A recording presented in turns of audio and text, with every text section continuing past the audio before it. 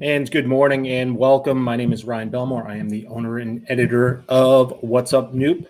And today we are going to touch base with city council members as well as the city manager of Newport to find out some of the resources that are available, the response that has been made to COVID-19, as well as what the reopening looks like. And let's see here. I'm going to start adding and see how we look. We are all there. This is the most amount of people I've had on at once. So we have City Manager Joe Nicholson. We have Vice Chair Susan Taylor, as well as Mayor Jamie Bova. Can everybody hear me? I can't hear you that well, Ryan. Okay, no problem. Let me see what I can do here. Get the mirror pad. They're coming down. They're coming down the. Oh yeah, that's fine. Yeah, if anybody has headphones usually. Let me while everybody gets their headphones set, I will do that, and we will let everybody set their headphones again. We'll be joined by Vice Chair Susan Taylor, Mayor Jamie Bova, as well as City Manager Joe Nicholson. So let's start here and check in with the mayor. And Mayor, can you hear me? All right, you are on. You may be on mute, Jamie. No, I can't hear you, Jamie. Let's try Susan. Hi, Susan. I will do that. Susan, can you hear me? I can hear you, let everybody Ryan. Set their headphones again. We'll be all right. And do you have it playing through something else? As well as City Manager Joe Nicholson. So let's start here and check in with the mayor. And Mayor, can you hear me? Susan, do you have it playing somewhere else? You are on. You may be on mute, Jamie. There we go. No, I can't hear you, Jamie. Mayor? Hi, Jamie. Okay. Can you hear me now? There we go. All right. I can hear you, Jamie. Thanks. The perils of That's all right. YouTube. Yeah, this is technology sometimes where, yes. All right. So we got Jamie here. Yes, I am. I'm here, and all right. Looking forward to talking about anything with how the city is responding. Yeah, and let me check in here with Susan. There we go. All right, I can hear you, Jamie. So Susan, we're getting an echo from your camera somehow. Okay. Do you have it up on Facebook as well? Technology sometimes where. Do you want me to? All right. Yeah, you can close it on Facebook, Susan. Yeah, I'm here. Hey, Joe, are you there? I'm here. All right. I can just barely hear you. I do not have those type of earphones. It's okay. Let me see if I can turn myself up here. And well, while we get started here and we figure out some audio issues, yesterday's count from Rhode Island Department of Health put about 40 cases here in Newport, 40 positive COVID-19 cases. You know, does that paint a good picture of where we are at with COVID-19 in the city, Joe? Is it a good pitch? Does it paint a good picture? You know, anytime there's a new case anywhere, it's not a good picture. And so I don't necessarily, I'm not going to say that we're happy with it, but we're certainly not like other areas of the state or other states or other countries. So within the context of Newport, it's not the most encouraging instance when we have another case. But again, we're trending okay comparatively. What can you tell us about, you know, where we're at, where we've come from in the COVID-19 pandemic? Well, I think where we're at, I guess you would characterize it, I would characterize it no different than how the governor is characterizing it. She's indicating that things have plateaued, so to speak, and that's an encouraging thing, but how long we'll remain at that plateau, I'm not a scientist, so we just have to keep our eye on things on a daily basis. Where we've come is simply, certainly our scale of knowledge on things has increased dramatically on this issue, and it's still disconcerting. But every day that goes by is a good day. It's not a good thing. I keep hopping back to those unfortunate individuals that are in the congregate care facilities, and I don't want to forget about them for any 1 minute. And I'm just hoping that those that have control over the care of those souls really step up and take care of this, what they can do for these people. I think that's the most disconcerting thing, at least for me. Now, Joe, I want to get to, I tune into the weekly updates as well as probably pay attention more than other people to know what is going on in the city on a daily basis. But wondering if you could give us a little update on if you know of anything happening at nursing homes, or how our police and how our fire are dealing with it. Well, our police and fire, they're very well organized, and they're dealing with issues, the entire issue in a very good way, in a very professional way. As to nursing homes, I don't have a current update. My understanding is that our nursing homes are doing very well.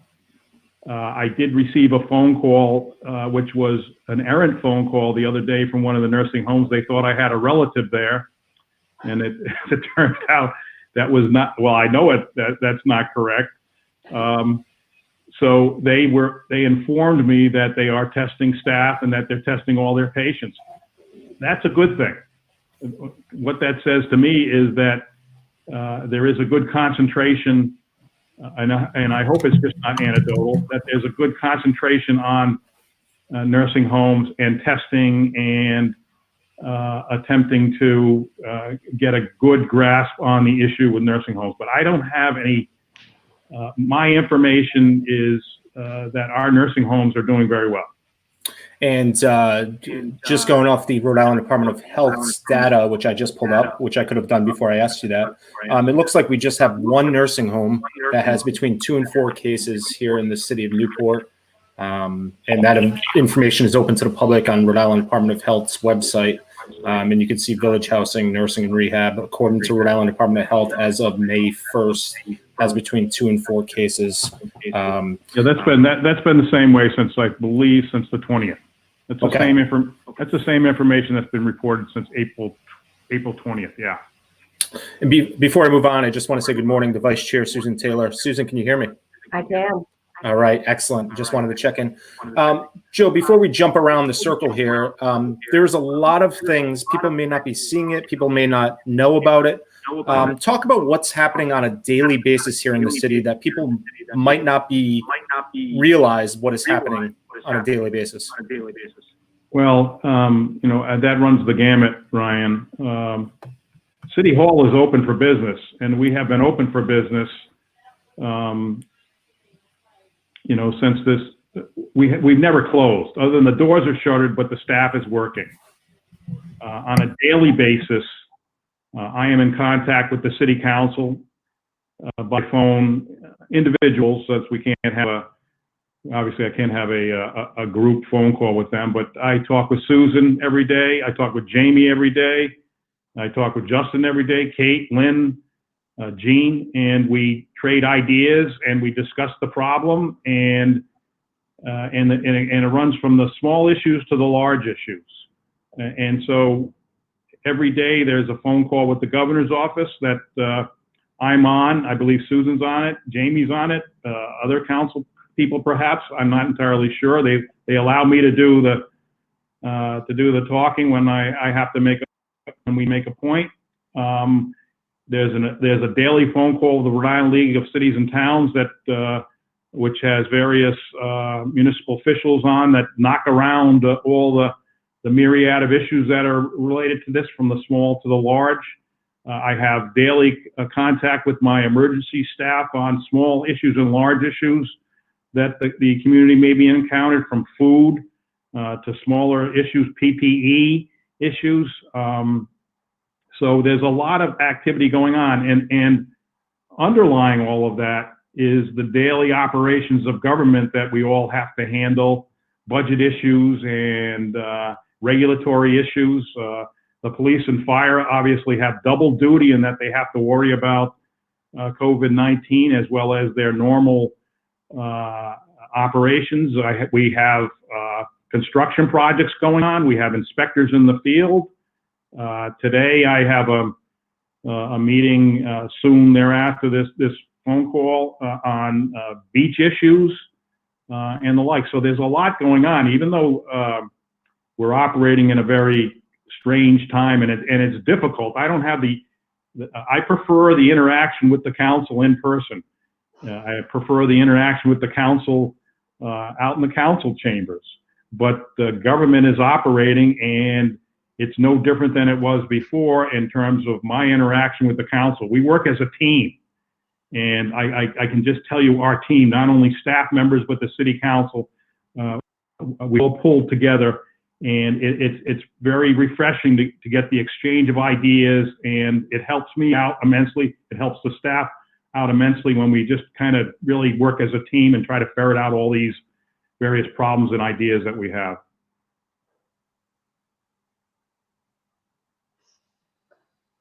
Ryan, we lost you. Just lost you on the audio, Ryan. There it is. I got it. Good. All right. The 2021 budget came out last night, and there's a lot of information to talk about going ahead here. But Jamie or Susan, before we dive into what life in Newport looks in phase one and in the future here, wondering if you could talk about how COVID-19 is going from a city council point of view. Yeah, I mean, obviously things have changed from how the council does business. We are doing everything by phone or video chat now, which can make things a little trickier. Just, as I'm sure everyone has realized by this point in the pandemic, that you do lose something without that personal interaction. But I think it's, we've been trying to support the city administration and the city manager, and making sure that we do whatever we can to be a resource and to prop up the city. But also, Joe, as the city manager during a state of emergency, is the one who is leading in the day-to-day. Well, and that's true all the time, but especially in the state of emergency. So I'm looking at it as we are wanting to make sure that everyone has the correct resources needed, but we also have to look at, okay, now that we are looking at reopening, how can we, the council who makes the policy, look at being less restrictive and aiding businesses and working with them together. Susan, anything to add? Well, just I actually find one of the benefits of the Zoom or the video chat format is that we get to see everyone's faces in real time. That's something that we don't have the opportunity to do from the council dais. I'm looking to the right or I'm looking to the left, and I get to see profiles, but here I have everyone's full face. And in that way, for everything that we do lose by virtue of being on video, we have the benefit of really seeing our counselors' reactions to things. And I think that has been helping to move the dialogue forward. I'm also, I tend to look for opportunities in a crisis, and I think about new ways that we'll be reopening for business. I know there's been some talk about increased outdoor seating. There's been a lot of talk about it, increased outdoor seating for restaurants. And I think that's something that I would like to see us pursue. And I'm looking for other ways to use the fabulous community spirit that we have here in Newport. I see people, the community comes together to try to take care of our own.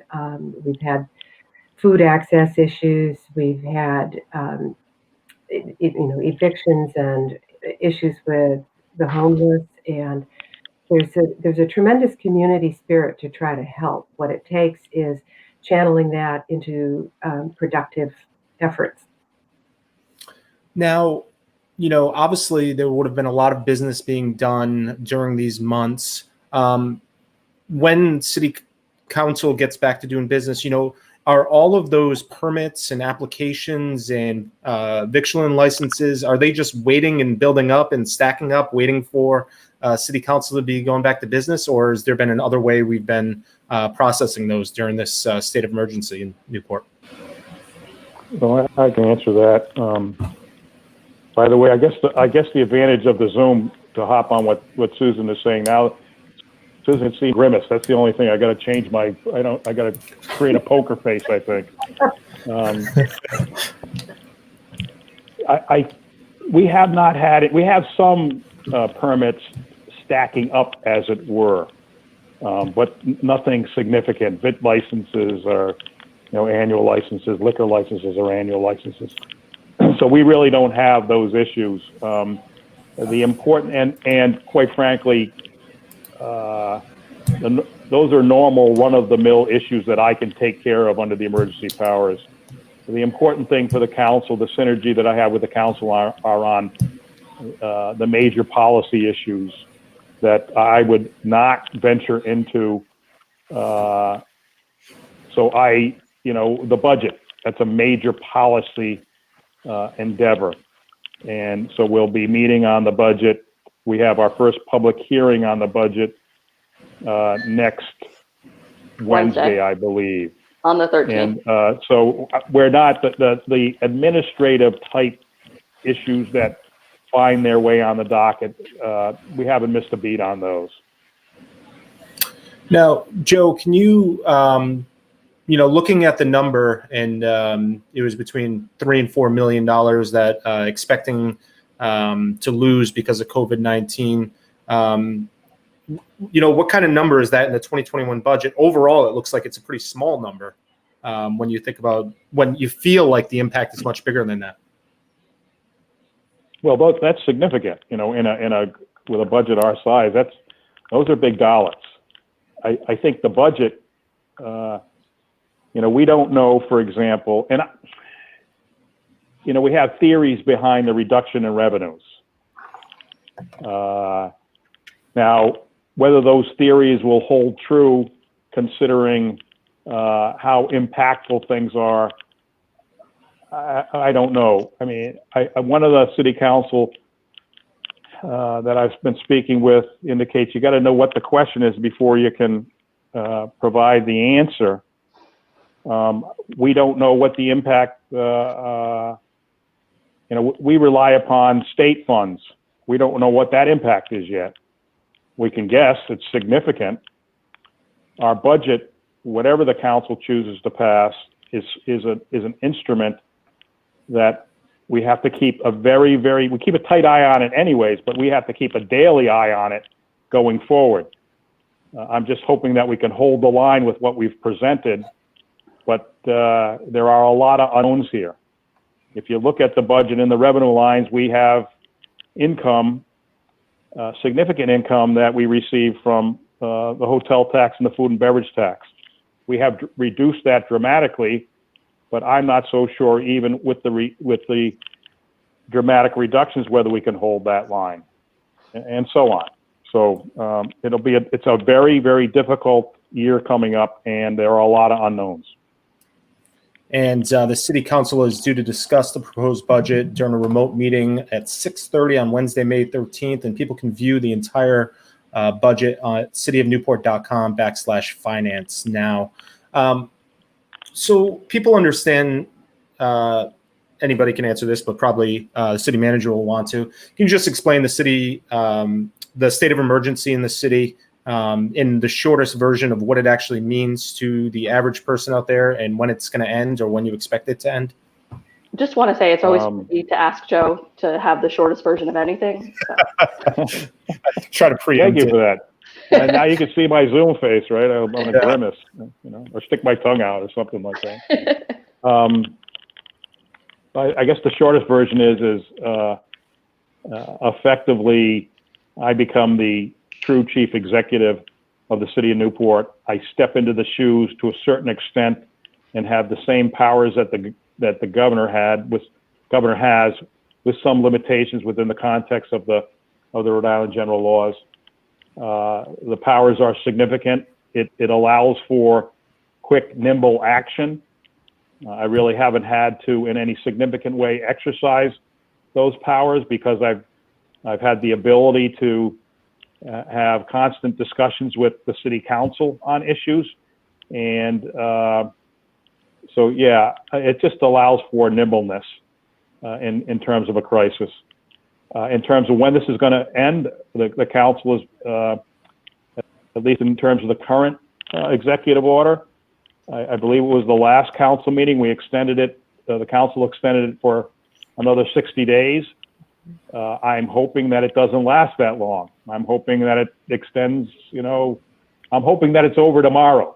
But the realistic aspect of it is we'll go out those 60 days most likely. We'll continue to operate the way we're operating, I believe. We all know what the real fix to all of this is. And I read an article this morning with regard to the University of Oxford and their anticipation of a potential vaccine in September, and then you see the Dr. Fauci indicates a potential vaccine in January, that it's doable, and then you read the other estimates of it. So I'm no different than anyone else, Ryan, in terms of overload of information on this. And the first thing I do when I go home at night after sending some information to the city council is I type into my Google vaccine coronavirus just to see where it is, if it's changed from yesterday. So the anxiety and the anticipation is very high, and I think that's, for me personally, and I think that's the case for everyone. So when it ends, I couldn't tell you, man. I wish I knew. And the governor has indicated it, and I'm sure, because I agree with it, but we're going to live under some kind of restrictions or some kind of social distancing until that vaccine does come, which could be early next year. Yeah, it could be. Yeah, I mean, the governor just issued the executive order yesterday that goes into effect on Friday, requiring mask wearing whenever you're out and about in public. And I mean, I picked up some tacos last night, and there was a group of people waiting, and I was really happy to see everyone spread out. Almost every single person had a mask on, and it seemed like, if somebody was moving, another person would move to let them maintain that social distancing space. So I think people get it, and they understand that we have to be living under that restriction, like you said, to keep each other safe. I like looking at it from the perspective of, yeah, I want to stay healthy and I want to do this to help me stay healthy, but I also want to do this to help you stay healthy. Yeah. And now, Susan, what are some of the things you're hearing from residents, the good, the bad, the biggest concerns? The biggest concern is people day tripping in Newport. And in residential neighborhoods, people who are out for a walk and don't even have a mask with them, apparently. I think that we need to push harder on the effort that everybody wears a mask once you leave the grounds of your property, you should have a mask with you. You should have it ready to cover your mouth and nose when you see people. I did read the governor's executive order yesterday. It's 20-30, I think, talking about the masks. And there's one sentence in there that worries me, which is that if you are able to maintain social distancing, then you don't have to wear a mask. I think that ends up muddying the instruction, and I would rather see a clear instruction that we expect people in Newport, if you're out of your car and out of your home and garden, you should have a mask ready to put on And that goes, I mean, I think residents are complying pretty well. I hope that the message can go out to people from out of town. Well, we can stick on that for 1 minute because I think it is the biggest concern for any coastal town in Rhode Island, Westerly, Jamestown, Narragansett. You know, through phase one now, down the line, what efforts is the city, or what concerns does the city have with people coming from, let's not pick on any particular place, but anywhere else, and bringing it here with them? We're surrounded by hotspots, really. So I defer to Joe. Yeah, I was thinking the same thing. We're surrounded by the issue, you know. So the governor is supposed to come out with some additional thoughts, perhaps codify it in an executive order on domestic travel, as it were. Day trippers are a very large issue for us, and I'm probably the first one that I sent the city council a note last night that I've been checking all my little weather apps relative to Saturday, and hoping and indicating that it was 88% chance of rain in the morning. That actually went up 92 to 92%. I'm still hoping for rain Saturday for that, just for that purpose, to keep people out of Newport. Day trippers are an issue. I think the issue got a slightly confusing, I believe, earlier this week over what the state was allowing, what the state was allowing. You know, the day trippers are going to come unless there is something more significant put in place by the governor. So all we can do here on the local level, I think, and what we are doing is we continue to narrow the parking envelope for those that shouldn't be here, because any type of crowding, any type of massing is going to cause an issue with this.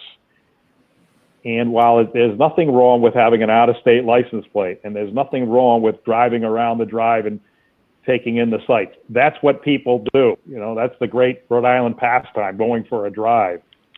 We just got to keep the cars moving, and we got to keep the cars moving, and we got to get them through Newport and get them out of here.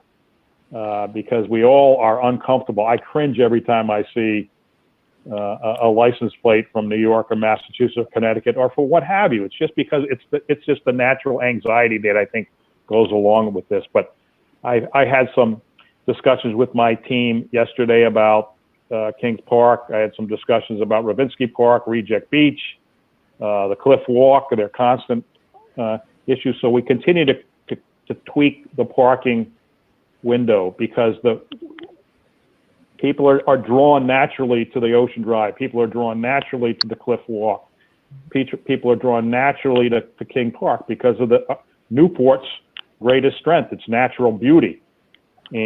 But we need to have people take it seriously. And I've got some other thoughts that I'll be discussing with my team today in terms of how we keep things, how we address this issue. There's no perfect issue unless you were to close the borders, and that's not going to happen. So people are going to come. People are going to come to Westerly. It's the same problems throughout Rhode Island because we are the ocean state, the coastal communities that we have, and people are just naturally drawn there. Yeah, And I would. Sorry, Jamie. Ryan.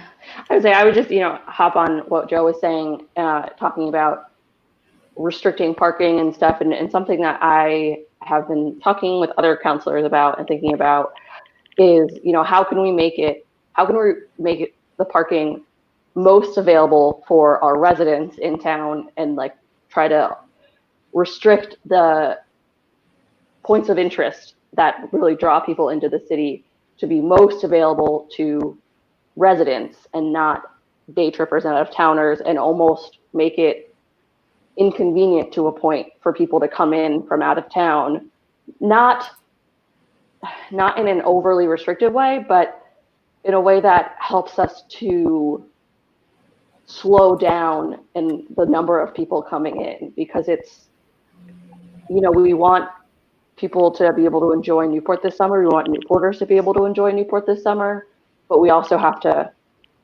always be cognizant of where we are with this virus and how it affects people and how we can make sure that we're keeping our residents safe. One of the things I've been trying to make clear and point out, I brought this up with Senator De Palma yesterday, is you can look at that number of 40 positive cases that have come here in Newport and think, well, it's not as bad as, let me just scroll up here, Providence with 3,000, but the disease is here. And I explained it to Senator De Palma as, these coastal towns can almost be as a petri dish where all these people are coming in from different areas, possibly bringing the disease with them, possibly catching it from other people. Then they bring it home with them, wherever home might be. And those are where the numbers are going to spike. So what we have to remember every day is the disease is here. That number of 40 might not paint the entire picture, and we might never get a full look at what impact the disease had here, because people are bringing the data and cases back home with them. So I think what I try to put out there, the disease is here. You have to take all precautions that the governor and everybody else is saying. Yeah, exactly. Yeah, the masking is a big deal. I wish the masking executive order had come out, 2 months ago. I think, I think I have been pleasantly surprised at times with the amount of people wearing masks, but then again, sometimes I'm disappointed. So that, but maybe people will get it with the governor's executive order. Susan's right, that I wish the executive order was much more direct, but it has the caveat about the social distancing aspect of it that I think confuses a little bit. But just coming to work this morning, I note of these things. I like to think the number of people that I saw walking down Broadway or on the way to work, it seemed to me that people were masked up. Now I could go out right after this discussion and walk by 10 people that don't have them on. So I don't know what, I just hope people get it. That's all. Well, and I think that's something we can do too as a city that we have been doing, and I know that we're looking at expanding more as we get further into summer, is the signage aspect of it. Reminding people whenever they come into the city or go to certain places that are more likely to be busy, you have to wear a mask, you have to obey social distancing, all of those things, because you want to reinforce it whenever you can. And there is a very large sign down at Cliff Walk that says, as the entrance, it's on the entrance, wear your mask, something affects social distancing, And of course, I was down there last night, and there were 4 kids walking into the entrance that didn't have their masks on. So I had mine on. So I said a few pleasant things to them about masks, and I think they appreciated it. Well, and something with the masks too, it goes back to wearing the mask isn't necessarily, it doesn't protect you from other people's germs. It protects you from my germs. And that's why it's really the most effective when everyone is wearing them. Yeah, absolutely. And one of the things I think that, just following the governor, I've tried to get her to clarify because she will come down on things like the beaches or parks or the masks and say, yes, clothes have to wear, but if you can walk there, you can go. And sometimes I think it's a little difficult. Or, if you're in the middle of the woods and 6 feet away from everybody, you don't have to wear a mask. Sometimes I wish for explaining it to people, as well as you probably do, as well as for enforcement and explaining that it was just a hard fact. Wear a mask. Yeah. Speaking of, we just got a question from Sue from Salvation. Does the city of Newport know of a resource for available face masks? We have plenty of cloth ones, but wondering if the lighter disposable ones may be available. Any face mask resources out there besides RI Commerce? There are resources out there for cloth masks. The surgical masks, the N95s, and those things are difficult to come by. Those come under the real category of PPE, and it's a constant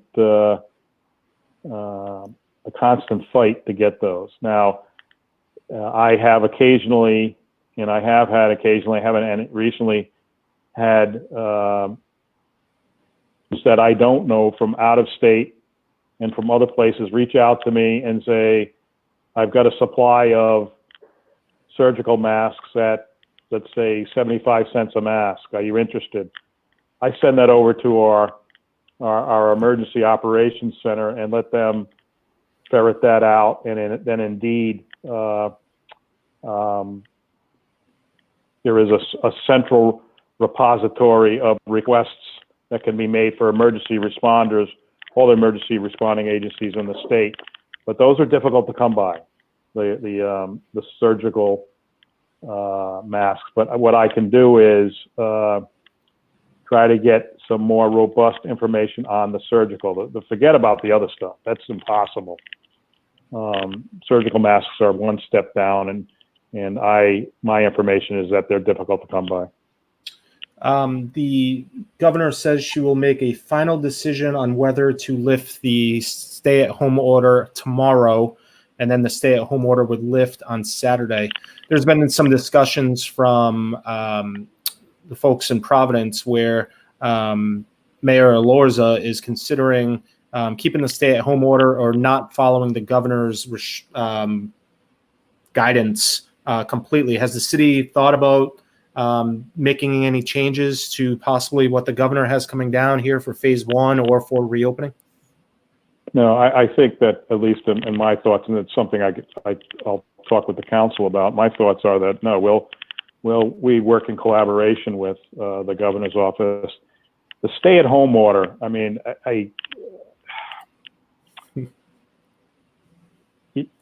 is just that, stay at home, but you can go out and go for a walk and go for exercise and go to the grocery store, go to the market, go to the drugstore. My remark on that, and this is not necessarily tongue-in-cheek, is what else is there to do? So you either stay at home or you go out for some exercise and a walk. There's nothing else to do. You can't go to the restaurants. You can't go to the retail stores. So the bigger issue is, as Susan pointed out, it's the day trippers, it's the quarantine aspect of it. The stay-at-home order is stay at home unless you need to go out for something. The stay-at-home order is not that impactful for me. It's these other issues. We've had a lot of comments and people bring up why not keep the meters or get the meters going to prevent people from parking all day or parking at all. Has there been any talk about maybe going back to the regular rules of parking meters and parking being in effect? I have that. They're being switched on June 1. Yeah. Yes. Well, and as a matter of fact, yes. Well, I was just going to say, I think that there's a lot of appetite on the council to restrict parking in certain places so that businesses and restaurants can use parking areas to help them spread out their customers, to make it easier for them to do business and to operate while still operating within the social distancing rules. So on the one hand, the city has the metered parking and the restricted parking in certain areas. But on the other hand, I think that we're going to end up going even more restrictive, as in no parking here at all, because businesses are going to be setting up tables and chairs and other things out there so that their customers can still open and make money. And Jamie, you bring me to a good transition point. We can get to a couple questions here because I know you all are very, very busy. Phase one is coming up on Saturday, potentially. Restaurants might see some outdoor seating at the end of phase one if everything in the world goes right. Phase one would last 2 weeks, but from how I understand it, if there's any kind of spike or things don't continue to decrease, we might see a longer phase one. some of the things that restaurants and business owners can look to working with the city on? Do you want them to submit plans if they have a parking lot? Do you want them to submit plans if they have more room than that's been previously approved for tables and chairs? How do you see that going? I mean, that's sort of that's the crux of it, right? How do we want to make this happen for our businesses? And, I have to believe that we're going to have a pretty robust discussion on this during tomorrow's call. But in my opinion, in the opinion of, I think most of us on the council, is we want to make it as easy as possible. We don't want to add in layers of things that they need to do to be able to open up, because, they've been through so much already, from the gas outage in January to now this pandemic and how it's going to affect the summer, which is when most of our businesses and restaurants make most of their money. So I think that those things need to be ironed out, but we want to make it as easy as possible. And I'll that just question. add that I've already had a number of discussions with a number of these places, and I am waiting for plans from some of them, and I would urge others to submit their concept plans. And what I've said is the city wants to be your advocate. The only caveat is as long as the operation is safe. And obviously we're still waiting for the general outlines from the governor's office as to how these places can operate. And that's kind of the linchpin. We need those general guidelines, but in terms of using parking lots, maybe using, some roadway, it's, I think the council, and the way I've been thinking is we want to be creative. We want to be advocates. We don't want the normal regulatory process to be looked upon as being in the way.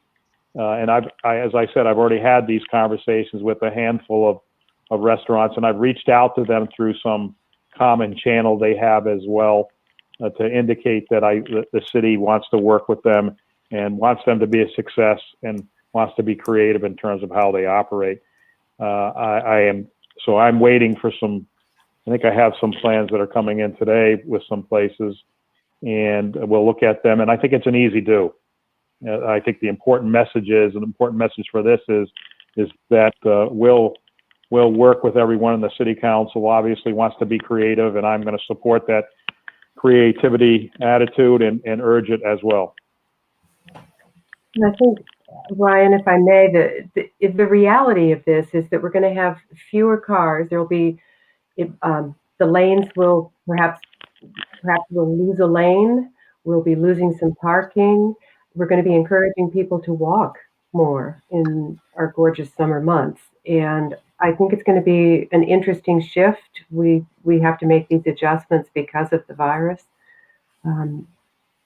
But we want to make it work for the businesses. And back to extending the stay-at-home order, I feel like if Newport were to do that, it would only punish our residents. Yeah. If the rest of the state is Right. up, That's a good point.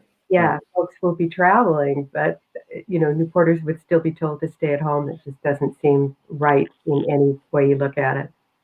Let me pitch this question out there, and we're going to rope this into a couple categories so we can answer. Will Airbnb or any rentals be allowed this summer? Heard Maine isn't allowing any short-term rentals.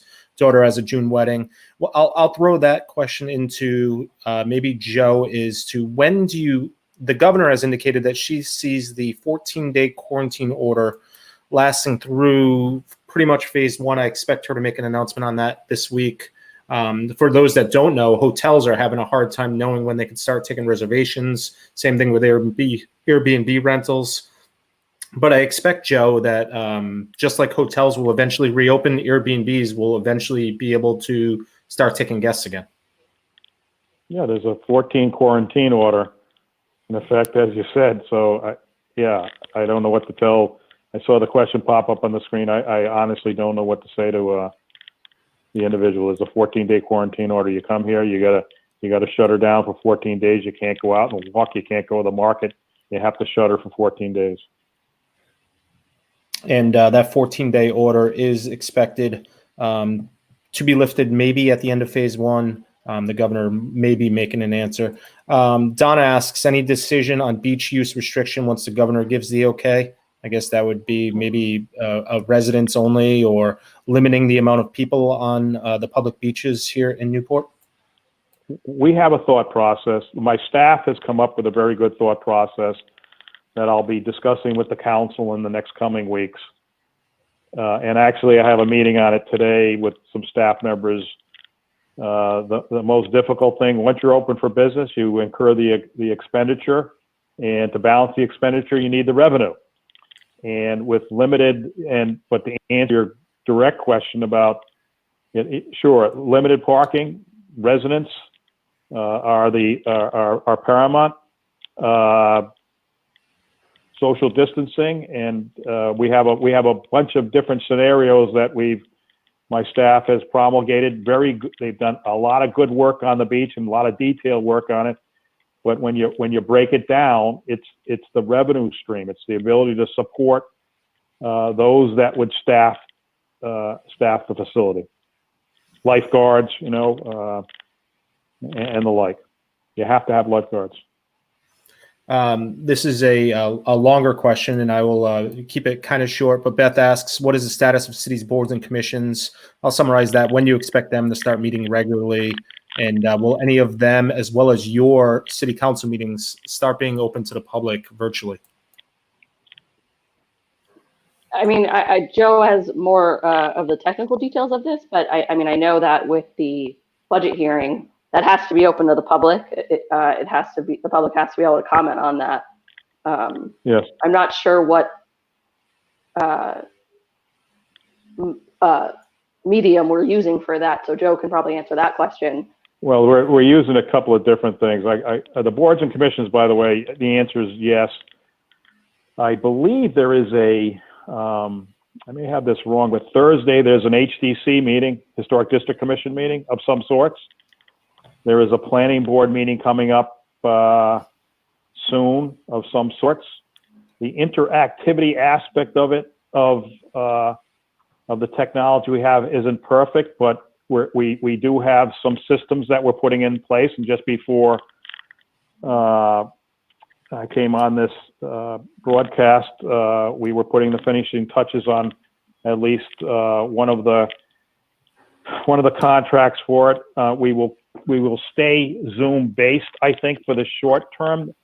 The plan is to have that Zoom live stream to our website, no different than it had been before. And using Zoom, we'll open up Zoom for the question and answer aspect of it if the council so chooses. But there's also, we are perfecting kind of an e-commerce system in which in real time people can email their questions to some moderator who will then field them to the city council. For example, if Susan were to make a comment and someone wanted to have that comment elaborated on, they could type in right then into the system, well, what did Susan mean by that, or could she elaborate? And our moderator, which I assume will be the city clerk or perhaps a communication officer, can read that question, can control the proceedings and say, Susan, what did you mean by that? At the same time, we're going to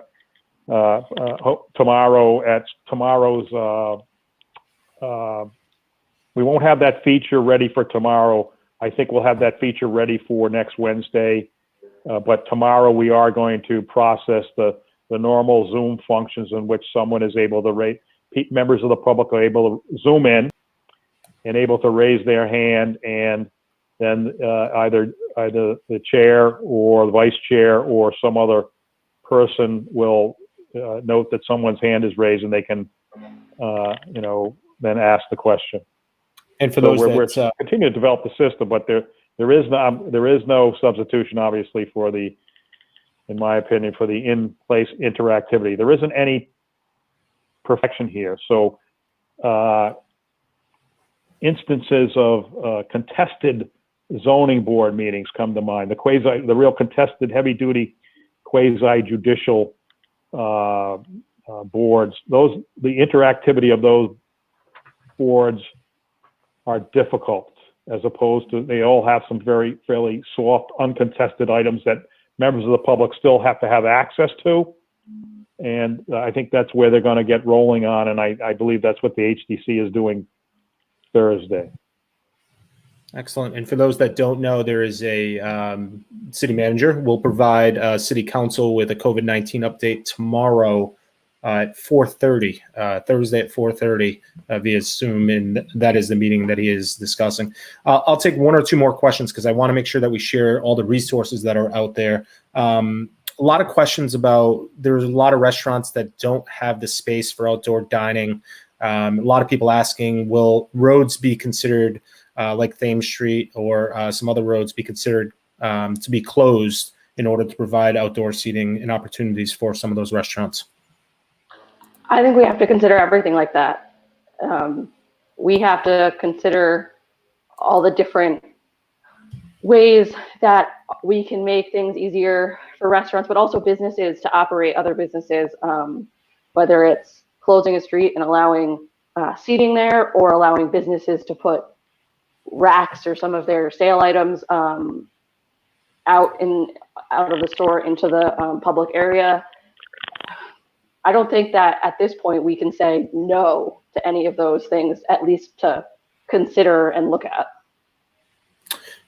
I just want to add that I think we need to do what's necessary to boost consumers' confidence so that they feel comfortable going out and don't feel that they'll be put in a compromising situation. And I think we need to look seriously at closing some streets. We do have to figure out how to move traffic around when a street closure occurs, but I think we need to look at it. Now, if a business or, well, I guess a shop or a restaurant, if they have an idea, they want to submit plans or submit ideas, and hate to do this to anybody, but should they be sending them to the city manager? Send them to your city council member? Where should people be approaching first? What's the appropriate way? Well, I'll be the point of contact on it, Ryan. I'm certain the city council members, Susan and Jamie, can confirm this. They get dozens of emails on various topics, and they're going to get these things anyways. But if you want to, I'll take if people want to email me, that's fine. I want them to email me with their ideas, and I've already received, as I said, a whole lot of ideas. And the interesting thing here, and just in some of the questions and comments that Jamie and Susan have made, we're all on the same page in terms of our own thought process about streets and parking areas and things like that. So I think we can it's just organizing this stuff and making sure that what we're doing is safe and reasonable. And but it's the creativity that we want to urge. And Susan made, I think, one of the best points yet, and that is consumer confidence. That's a big issue. It is a significant issue. And so we've got to design things so that people are confident in using these facilities and using these businesses and the like. That's a real issue. And the governor has spoken about that. She has given businesses a heads up of what life will be like in them in each phase, in order to start preparing to get that consumer confidence when people go into a restaurant or a shop. You want them to feel safe. What are some of the resources? I know I've taken a lot of your time, and I appreciate it this morning. I have the City of Newport's COVID webpage running here at the bottom of the screen. Some other resources, I got an alert this morning about Meals on Wheels. Anything out there for anybody who might need help?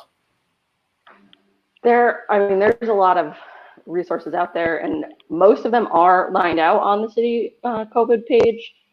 But there's food pickup every Wednesday at Pell. Is that still, Joe? Is it still Wednesdays? Yes. And then we're also, folks who are having trouble either paying their quarterly tax bill or their water bill or any of these things to the city. The city wants to be able to work with you and help you make it through this time. I don't think that we want to. No one's getting their water shut off, is what I'll say. And And if I could just make a plug for our Rave Alert, everyone's Yes, signing please. up for our Rave Alert on our website. It's our emergency alert system. It's a very good system, and I just urge everyone to get in there. Yeah. And Ryan, go ahead, Jamie. I was just going to say, can you post the link to sign up for the Smart 911? I will do that, and I am signed up. I have it via text and phone call, and I believe I have it via email as well. And you will not miss a notification that comes from the city of Newport. And it's also getting put on Facebook and social media and things like that. We'll just quickly go around. Susan, is there anything that we missed today? Any concerns, any resources, anything else that you'd like to share? I'm not thinking of resources that we've missed. People have done a good job of figuring out how to get food delivered to their homes and where to go for restaurant takeout and so on. The one message that we haven't really covered yet today is that, it started with, we recognize that our medical personnel are the heroes in this. And we first of all, the initial closing down was to protect our medical workers and our healthcare system. And we've come to realize that all the folks who work in grocery stores, all the folks who are making those deliveries to our homes, they are also on the front lines. I just want to date myself by saying that I remember as a kid when I was growing up, there were TV shows featuring Dr. Kildare and Dr. Casey, and they were iconic heroes in the television culture at that time. And I think that grew out of the tremendous federal resources that were put into a nationwide hospital system back in the 50s. I would love to see a culture shift again today where we really recognize our medical workers as the heroes they are. And so everybody wants to start wearing a mask so that you kind of look like you're dressed like a medical worker. There you go. And how about you, Mayor Bova? Anything that we may have missed today? Well, the one thing that I did want to touch on is I think as of today or yesterday, EBCAP has testing for folks on the island, so it's a lot more accessible now. You don't have to leave the island to get tested, and we all know how islanders don't like to leave the island. I'm one of them, I get it. But I think that that's really huge that we have that at EBCAP, and I want to say thank you to EBCAP for setting that up and working with the city and the state to get that there. And city manager, anything that we missed? I know there is so much information out there. There's a lot of information on the city of Newport's website, and everything is changing every day by the hour. But anything we missed at this moment? No, I think we've covered it all. It's the website, the Rave Alert, the comments that I got to go back and look at the old Dr. Kildare reruns, but I don't necessarily remember. Yeah, I do remember Dr. Kildare. But I think we've covered it pretty much, Ryan. I really appreciate it. And the most important thing I could say is with the new executive order is, wear your masks. We're going to be out there, urging people to wear their masks, and it's no joke. It's for the safety of everyone else, and that's the most important thing. And I join in Susan's. I'm glad Susan brought up the issue of our first responders and healthcare workers, because they are the real heroes in this thing. And I think we have to give them a big shout out. There you go. This Susan's got her mask on. Thank you. There it is. And just a reminder for everybody, the mask order does start on Friday. And there, you should just plan on wearing a mask anytime in public. And the stay-at-home order is in effect through Friday. And if it does get lifted, it will be announced on Thursday. And if anybody wants to see the phases, I had a couple questions. People, it is reopeningri.com. You can see phase 1 as well as gain access to the phase plan. So reopeningri.com. And again, stay-at-home order is still in new effect. And on Saturday, it doesn't mean everything just opens. There are steps for everything. So pay attention to the City of Newport's website, as well as the governor's daily press conference, which today is at 2:30. And then tomorrow and Fridays at 1 o'clock. So great place for information every day. I want to thank you guys all for your time today. Really appreciate it. Lots of great information out there. And thank you very much. Thank you for a thoughtful. Thank you very much. Thank you.